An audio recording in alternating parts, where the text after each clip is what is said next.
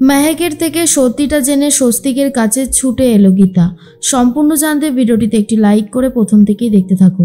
গল্পের শুরুতেই দেখা যায় যে গীতা মনে মনে ভাবতে থাকে কখন গিয়ে স্বস্তিককে দেখবে, স্বস্তিকের সাথে বিয়েটা হবে। আর এদিকে গিনি বাড়ির সবার সাথে কথা বলতে থাকে আর বলে, দেখো তনুজা, ঝটপট করে তোমরা সবাই রেডি হয়ে নাও। আরে বাবা, আমাদের তো বেরোতে হবে নাকি। গিনি খুব ভালো মতনই জানে গীতার সাথে স্বস্তিকের বিয়েটা হবে না, এটা হচ্ছে শুধুমাত্র একটা প্ল্যান, এছাড়া আর কিচ্ছু না। কিন্তু গিনি কাউকেই সেই কথা জানায় না। আর অন্যদিকে মেহেক চলে গেছে সমুদ্রে। সেখানে ডাবের দোকান দেখে ডাব খাবে বলে ঠিক করে। এরপর একটা ডাবও নেয়, কিন্তু তার পাপাকে সে বারবার করে ডাকতে থাকে, অর্থাৎ অগ্নিজিৎ মুখার্জিকে, যাতে অগ্নিজিৎ মুখার্জিকেও একটা ডাব দিতে পারে মেহেক। এর মধ্যে অগ্নিজিৎ মুখার্জির দিকে আস্তে আস্তে ডাব নিয়ে এগিয়ে যেতে থাকে মেহেক। আর অগ্নিজিৎ মুখার্জি তখন গিনির সাথে কথা বলতে ব্যস্ত হয়ে পড়ে। গিনি তখন বলে, বাবা, বাড়িতে তো সবাই জিজ্ঞেস করছে, আমি কি উত্তর দেব, আমি তো কিচ্ছু বুঝতে পারছি না। অগ্নিজিৎ মুখার্জি বলে, এই শোনো, বুঝতে পারছো না মানেটা কি? হ্যাঁ, তোমাকে তো সব কিছু বলাই ছিল যে কি করতে হবে। আর তখনই গিনি বলে, আমি চেষ্টা করছি, কিন্তু কতক্ষণ এইভাবে সব কিছু ঠিক করে রাখতে পারবো আমি নিজেই বুঝতে পারছি না। অগ্নিজিৎ মুখার্জি বলে, শোনো, বলছি কাব্যর গায়ে হলুদ, তারপরে মেহেন্দি, এগুলো তো করাতে হবে। মেহেন্দি হয়ে গেছে তো। এর মধ্যেই কাব্যর কথা শুনে চমকে গেছে মেহেক আর বলে, কি ব্যাপার, এখন কাব্যর কথা আসছে কেন এখানে?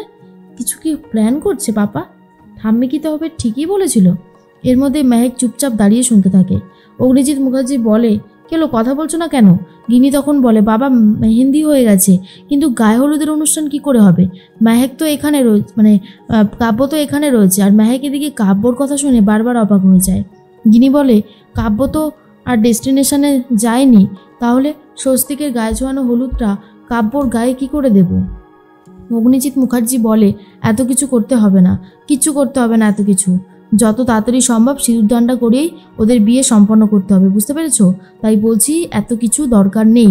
আর শোনো, বাড়ির সবাইকে আটকে রাখার দায়িত্ব তোমার, তুমি যেভাবে পারো ওদেরকে ম্যানেজ করবে, আমি এদিকটা ম্যানেজ করছি। আর ঠিক সেই মুহূর্তেই মেহেক বলে, পাপা, অনেকক্ষণ তোমার জন্য দাঁড়িয়ে রয়েছি, নাও ডাবটা খাও। তখনই অগ্নিজিৎ মুখার্জি বলে, অনেকক্ষণ মানে কতক্ষণ এসেছো? মেহেক বলে, এই বেশিক্ষণ না, একটুখানি আগেই এলাম, তুমি ফোন করছিলে বলে আমি আর ডিস্টার্ব করিনি। এরপরে অগ্নিজিৎ মুখার্জি বলে, তুমি কিছু শুনতে পেয়েছো? মেহেক বলে, না তো, কিচ্ছু শুনতে পাইনি। এরপর মেহেক সাইডে চলে গিয়ে গীতাকে ফোন করে বলে দেয় সত্যিটা, আর বলে, কাব্যর সাথে ছোটদা ভাইয়ের বিয়ে ঠিক হচ্ছে। আমার মনে হয় তলে তলে ওদের সব প্ল্যান করা রয়েছে। নামেই বলছে তোমার সাথে ছোটদা ভাইয়ের বিয়ে হবে, আদতেও কিন্তু হবে না। কথাটা শোনার পর গীতা তো ভয় পেয়ে যায় আর বলে, কি বলছো মেহেক? মেহেক তখন বলে, শোনো, তোমার মেহেন্দি হয়েছে?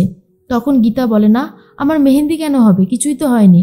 আর তার মধ্যেই তখন মেহেক বলে, এক্ষুনি পাপা ফোন করলো, কাউকে একটার বলছিল কাব্যর গায়ে হলুদের ব্যবস্থা করার দরকার নেই, মেহেন্দি হয়েছে। এরপর যা যা নিয়ম আছে সেগুলো মোটামুটি করে সিঁদুরদানের অনুষ্ঠানটা কমপ্লিট করতে হবে। গীতা এটা শোনার পরেই ভয় পেয়ে গেছে আর বলে, আমি দেখছি, তুমি ফোনটা রাখো। গীতা বলে, অগ্নিজিৎ মুখার্জি যে গিরগিটি সেটা তো আমি জানতাম, কিন্তু অসুস্থ ছেলের সাথে যে এতটা খারাপ কিছু করতে পারে সেটা আমার ধারণা ছিল না। আজ তো অগ্নিজিৎ মুখার্জিকে কোনোভাবেই ছেড়ে কথা বলবো না। এর মধ্যেই গিনি ফোন করেছে সাত্বিককে আর বলে, সাত্বিক, তুমি কোথায় রয়েছো? তুমি আসবে না? বলো না সাত্বিক। এরপর সাত্বিক বলে, কোথায় যাব আমি? গিনি তখন বলে, কেন, তুমি আমার কাছে আসবে, তুমি তো আমাকে ভালোবাসার কথা বলেছিলে যে তুমিও আমাকে ভালোবাসো, তাহলে এখন তোমার হঠাৎ করে কি হলো? বলো না সাত্বিক, তুমি আমার কাছে কবে আসবে? জানো তো, গীতা আর স্বস্তিকের বিয়ের অনুষ্ঠান হচ্ছে। আমাদের বিয়েতেও তো সানাই বাজেনি, পুরোহিত মশাই ছিল না, সিঁদুরদানের মাধ্যমে বিয়ে কমপ্লিট হয়েছিল, ফুলসজ্জাও আমাদের এখনো হয়নি। বলো না সাত্বিক, কবে তুমি আমাদের বাড়িতে ফিরে আসবে? এর মধ্যেই সাত্বিক মনে মনে ভাবে, আমি তো শুধু গীতাকেই ভালোবাসি কিনি, কিন্তু আমি আমার ভাইয়ের ভালোবাসায় হাত বসাতে পারবো না, কখনো না। যা দরকার আমাকেই নিজেকে মেটাতে হবে, আমি কখনো ওদের ভালোবাসার মধ্যে বাধা দেব না। এর মধ্যেই অগ্নিজিৎ মুখার্জি কথা বলতে থাকে কিরণকান্তি ব্যানার্জির সাথে আর বলে যে যা করবার ঝটপট করে ফেলতে হবে, হাতে সময় বেশি বাকি নেই। কিরণকান্তি তখন বলে, ফাইনালি এবার বিয়েটা হবে তো? তখনই অগ্নিজিৎ মুখার্জি বলে, বিয়েটা দেওয়ার জন্যই তো ডেস্টিনেশনে এসেছি, আর বিয়েটা তো দিতেই হবে। আপনি চিন্তা করবেন না, কাব্যর সাইডটা আপনি ম্যানেজ করে নিন, আমি এই সাইডটা ম্যানেজ করছি, যত তাড়াতাড়ি সম্ভব ওদের চার হাত এক করে দেবো। এই বলেই ফোনটা কেটে দেয়। তখন ভজন বলে, স্যার কার সাথে কথা হচ্ছিল? কিরণকান্তিবাবুর সাথে। তখন অগ্নিজিৎ মুখার্জি বলে, হ্যাঁ। ভজন, এবারে গন্ডগোল হবে না তো কোনো? ভজন তখন বলে, কোনো কথাই আসবে না স্যার, যা হবে ভালোই হবে। আমি তো আছি, আমি সবটা সামলে দেব, শুধু আপনি আমার ওপর একটু ভরসা রাখুন। অগ্নিজিৎ মুখার্জি বলে, ভরসা তো আমি রাখতেই চাই, কিন্তু ভরসা কতক্ষণ রাখতে পারবো সেটাই হয়েছে এখন কথা। তবে যা করতে হবে বুঝে শুনে করতে হবে, উল্টোপাল্টা কিছু করলে হবে না। এরপর ওই গনসা গাঙ্গুলি আর গীতা গাঙ্গুলি বুঝতে পারবে অগ্নিজিৎ মুখার্জি ঠিক কী জিনিস, কারণ অগ্নিজিৎ মুখার্জিকে হারানো অতটাও সহজ না।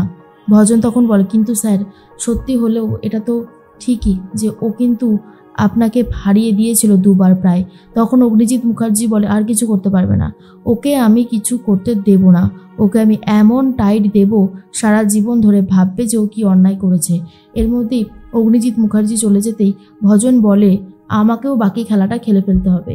এদিকে গিনি তো তোড়জোড় করছে আর মনে মনে ভাবতে থাকে, গীতা তুই যখন সত্যিটা জানতে পারবি তখন আর তুই নিজেকে সামলাতে পারবি না, আমি তো এটাই চাইছি। এর মধ্যেই স্বস্তিক তো চলে গেছে সমুদ্রের পাড়ে। সমুদ্রের পাড়ে বসে বসে যেন সে তার লেডি সালমান খানকে দেখতে পাচ্ছে, কিন্তু এখনও গীতা আসেনি। স্বস্তিকের এটা শুধুমাত্র একটা কল্পনা। তার মধ্যেই ভজন এসে গেছে। ভজন ডাবওয়ালার থেকে একটা ডাব কিনে নেয় আর তারপর সেই ডাবের মধ্যে একটা ঘুমের ওষুধ মিশিয়ে দিচ্ছে, যাতে স্বস্তিক এটা খাওয়ার পরে ঘুমিয়ে পড়ে। আর তখন ডাবওয়ালাকে বলে, যাও তুমি এই ডাবটা ওই ছেলেটাকে গিয়ে দিয়ে এসো। ডাবওয়ালা বলে, আমি যাব? তখন ভজন বলে, বললাম তো যেটা করতে সেটা করো। এরপর স্বস্তিকের কাছে চলে যায়। স্বস্তিককে গিয়ে ডাবটা দিতেই স্বস্তিক বলে, আপনি? তখন ভজন পেছন থেকে হাত নেড়ে বলে, আমি পাঠিয়েছি, খেয়ে নে। এর মধ্যে অন্যদিকে গীতা তাড়াহুড়ো করে বেরিয়ে পড়েছে স্বস্তিকের কাছে যাবে বলে। মেহেকের কাছ থেকে সমস্ত খবরাখবর নিয়ে নিয়েছে, তারপরে গীতা রওনা দিয়েছে। এর মধ্যে স্বস্তিক তো ডাবটা খেয়ে নেয় আর স্বস্তিক ডাবটা খেতে খেতেই ঘুমিয়ে পড়ছে। আর ঘুমন্ত স্বস্তিককে নিয়ে সমুদ্রের পাড় থেকে নিয়ে আসছে ভজন, আর তারপরে একটা গাড়িতে বসিয়ে দেয় আর বলে, নাও ড্রাইভার, এবার ঝটপট করে গাড়িটা স্টার্ট দিয়ে ফেলো দেখি, বাকি কাজটা ঝটপট করে শেষ করে ফেলতে হবে। আর তখন অগ্নিজিৎ মুখার্জি বলে, এবার তুমি কি করবে অ্যাডভোকেট গাঙ্গুলি? চাইলেও তুমি আর আমার ছোট ছেলেকে বিয়ে করতে পারবে না, তার সমস্ত রাস্তা আমি নিজের হাতে বন্ধ করে দিচ্ছি। গীতা চলে এসেছে সেই হোটেলেই, আর তার মধ্যে গীতা স্বস্তিককে খুঁজতে থাকে। যেখানে পার্কিং লটে দাঁড়িয়ে আছে গীতার গাড়িটা, আর তার ঠিক পাশের গাড়িতেই রয়েছে স্বস্তিক। আর স্বস্তিক তখনও ঘুমিয়ে পড়েছে আর ঘুমাচ্ছে। তখন ভজন বলে, কি হলো আবার এখানে এত ভিড় কিসের, গাড়িটা দাঁড়িয়ে পড়লো কেন?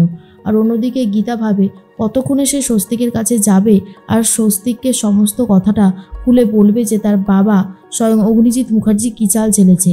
এরপর গীতা পাশে তাকাতেই স্বস্তিককে দেখে পুরোপুরি অবাক হয়ে যায়।